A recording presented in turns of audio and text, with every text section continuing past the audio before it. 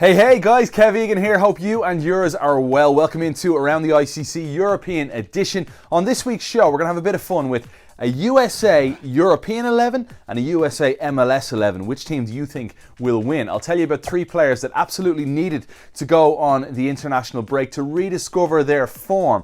And we get you set for the return of league action. Let's kick it all off.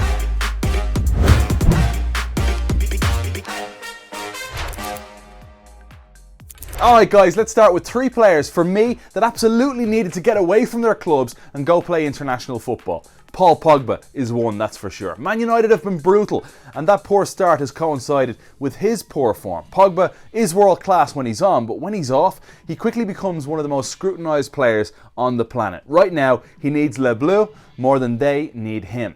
Roberto Firmino is one for me. He needed to know what it felt like to score again. Often the provider at Liverpool, Bobby's going to have to help out up front on the scoring side of things. Just 3 shots on target in 4 Premier League games. A brace leading the line for Brazil against Bolivia will help him out.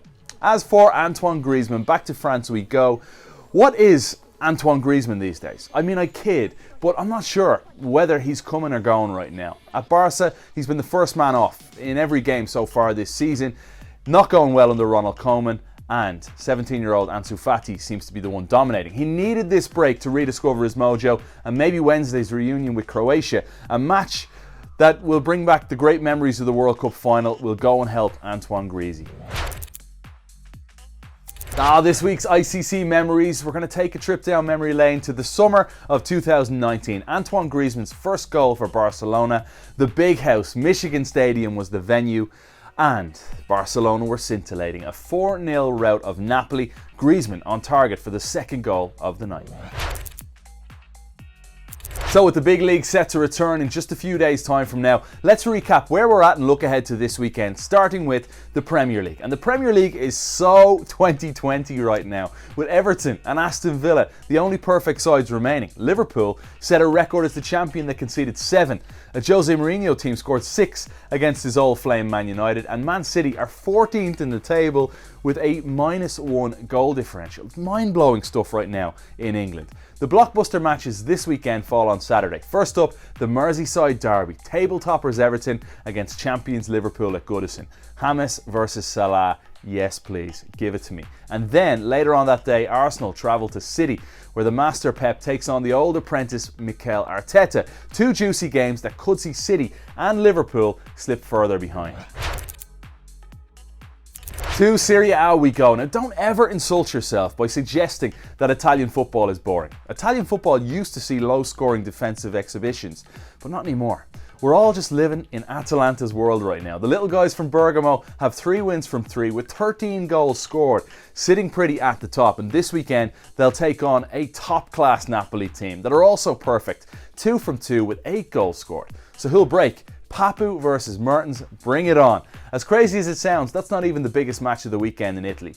That's the Derby della Madonnina, Inter versus Milan at the San Siro. The old Warriors against the youngest team in the league, a young team that's perfect after 3 games and happens to be getting the El Fella back, Zlatan Ibrahimovic.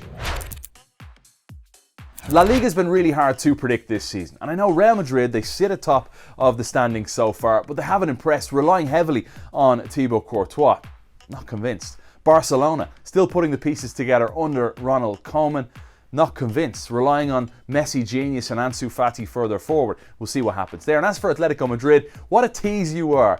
You score 6 in an attacking masterpiece one game with Suarez getting a brace on his debut, and then you go and fail to score in the next 2. I'm looking at the pieces in behind those 3. Sevilla, Real Sociedad, Real Betis. The chasing pack, I think, will be closer than ever. In fact, Betis hosts Real Sociedad this weekend in what promises to be the match of the week in Spain. 2 versus 3, with 2 teams that only know how to attack. The Bundesliga saw Bayern Munich and Borussia Dortmund slip to shock defeats early this season. Hoffenheim hitting 4 against the European champions, and Augsburg cruising past Dortmund. But make no mistake, these 2 will be at the summit soon, and we're set to see one serious race between Lewandowski and Erling Haaland for the scoring cannon.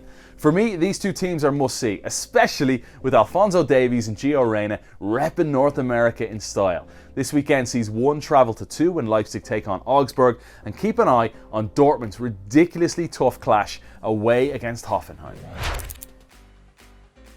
Alright guys, let's have a little fun, shall we? I'm going to pick a US 11 of players based in Europe versus a US 11 of players based in Major League Soccer, and I want to know from you who you think would win. I think it'll be closer than we think on this one. I'm going to start with the Euro team. In goal, Stefan from Manchester City.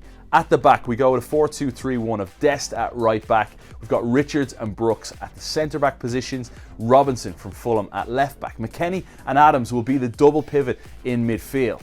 Then we have Conrad de la Fuente for me on the wing, who's got to break through at Barcelona soon. Gio Reyna pulling the strings. Christian Pulisic on the left-hand side. And yes, Josh Sargent up front. So we go to the MLS team. I'm going Brad Guzan. I'm going experience in goal.